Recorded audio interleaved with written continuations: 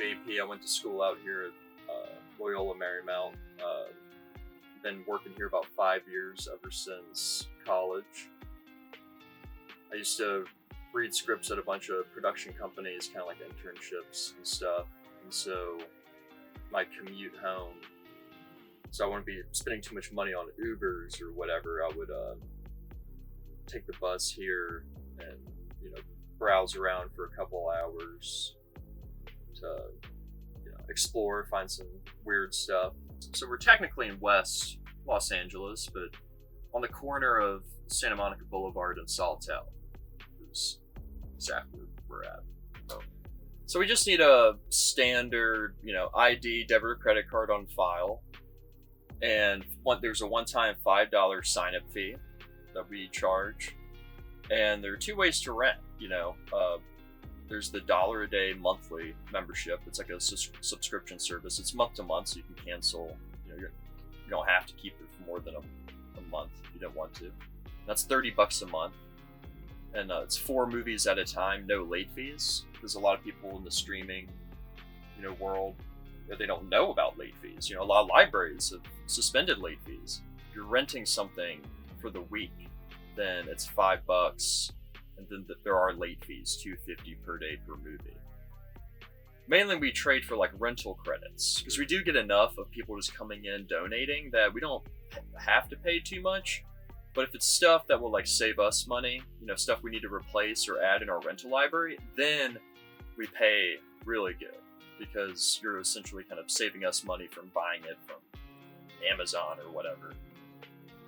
I think it's just a really good kind of resource. It's just an amazing library to discover things, and there's no other streaming service that advertises kind of like the weird stuff.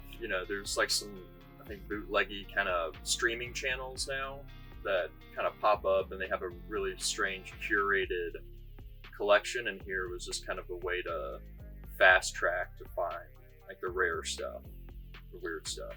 There are a couple of other video stores. There's one, I think it's called Sound Stations near LAX. That's really cool. Mm-hmm. And kind of like an old school vibe. Like here, they've been around for a while.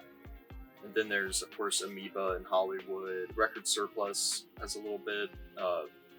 DVDs for sale. But yeah, we're pretty much like the last video rental store in LA for now. We try to get all the foreign releases of any like really popular movies. So even though, Inland Empire or The Straight Story don't have great American releases, we'll go the due diligence and try to find a foreign Blu-ray. Every now and then they don't play because it's like region coded licensing issues. So you need a special player to play them. We do sell that. And if you buy it, you get a free month of the monthly membership. And the truth is you're seeing the same stuff as everyone else, which is kind of nice. Old school cable days, people remember the USA, Up All Night, Joe Bob Briggs type of, movies, and people have a fond spot for like the movies that would stream endlessly on HBO or something. But, the problem with the streaming stuff is, they're not giving you, superb 4K quality or anything. A hard disk is still like the best way to, view something. But it's also just like the collecting mindset. If something becomes more rare or out of print, it makes it, obviously more valuable. So, this used to be just like any old kind of video store. And then slowly it's become kind of a priceless archive. Because we got some movies that, you can't even, like there's no other way to watch them. Some of the streaming places have done like a weekly release. Mm-hmm. For their shows. I don't like to use the word content. I think content is just like, you might as well call it filler of life or something. We are, trying to create entertaining art. This has become an amazing archive for people all over. And, people hear like, oh, you got this movie? No way. And some people come in and they bring up a stack of stuff they want to buy. And, I'll tell them like, oh, this one DVD, like I would have to charge you $100. And they look at me like, highway robbery, but that's how it's become. But it's also the limited edition, things. A lot of these archive people, they're not collectors themselves almost, that work at the studios or the suits. They don't care. They just like, they're doing the streaming just like everyone else. So they don't understand, like, wait, people are paying $50 for a Blu-ray because there's, limited edition 5,000 units or whatever.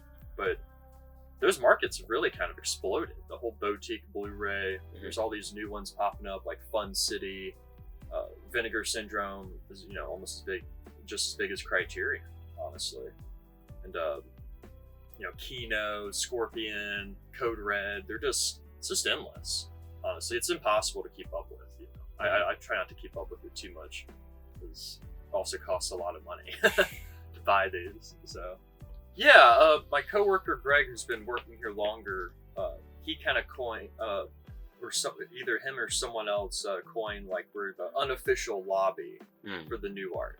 And the new art, I used to work over there for a couple of years and work over here, so it was kind of nice to go back and forth. It's like a legendary theater. It's been in a few movies, Charlie Chaplin movies. It's in Foul Play. I think it's in Vice Squad or one of those sleazy 80s movies. You can see the front, the new art. Kind of started the careers of like John Waters and David Lynch. Kind of helped push forth like the midnight movie culture. Spielberg used to go here when he was young. Even some film people worked there, like Christopher Young, who wrote the score for like over 200 popular movies from the 80s, 90s, 2000s till now. He used to work there, and then a local eccentric filmmaker named Damon Packard. He used to work there as well. So it's kind of become like an institution. Well, it kind of comes with ups and downs. It's just having access to this archive, and it's always growing all the time. And people come by, like a former customer passed away recently. Family came by and wanted to give us his collection. And at first you're kind of like, oh, this is a little weird, going through it, and then you realize this is going to go. Some of it's going to stay here, some of it's going to spread out, and just seeing like everything from like the old folks that come in and want to watch movies that they remember in their 30s or 20s, and they can finally rewatch it. And just the look on their face when they like, oh, I can't believe you have that. Or kids coming in here who have no frame of reference for what this place is. No frame, no Blockbuster, no FYE, nothing. Like they literally come in and they're like, what is this? And it's not their public library. It has like a little edge to it, The owner, calls this a rated R store, whatever that means. But it's just having kind of access to everything, and everyone's coming in, is looking forward to like talking. Sometimes not. Sometimes you'll see people on first dates here, which are kind of sweet. They'll walk around and like, oh, you like that one? Oh, I like that one too. And it's just kind of nice. You can feel, this isn't a toll booth economy place. You don't have to pay $5 to enter, and we're not harvesting your data, everything you're looking at. It's just kind of, hey, come in, browse, chill out for a while. Hey, what's playing? What's this? Oh, that's weird. Sometimes I'll throw something on the TV and, I'll do some stuff, and then I'll look around. I'll see 5 people from around the store who are like, what is this? And they'll come around and tell them about some movie. Someone else brings up something else, and it's kind of one of the last places you can do that. If you go into Amoeba, you better bring some like elbow pads, because you're gonna have to knock some bows to push people out of your way. A place like that, but sometimes the people are really nice in there. Can want to talk. Good way to meet people organically. That isn't through a screen. I've done a proposal in here. Yeah, it was for Eddie Wang's engagement to his wife. They're not married yet, but Natasha. Yeah,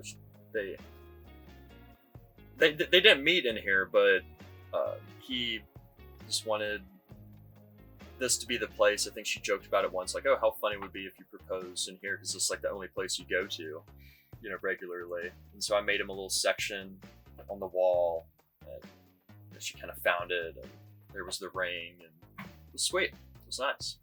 I mean, other than essentially being a PhD film student, where you can go almost all across the world at tons of university archives, but you're talking hundreds of thousands of dollars for a degree and, 7 years of your life.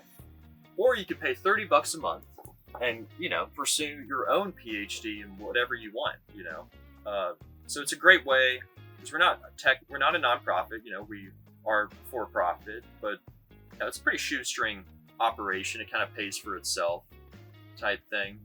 But it's just a great way to pay to have access to an archive that even if you worked at one of the studios, you wouldn't have access to, because we're essentially an archive, combination of all of them, you could say.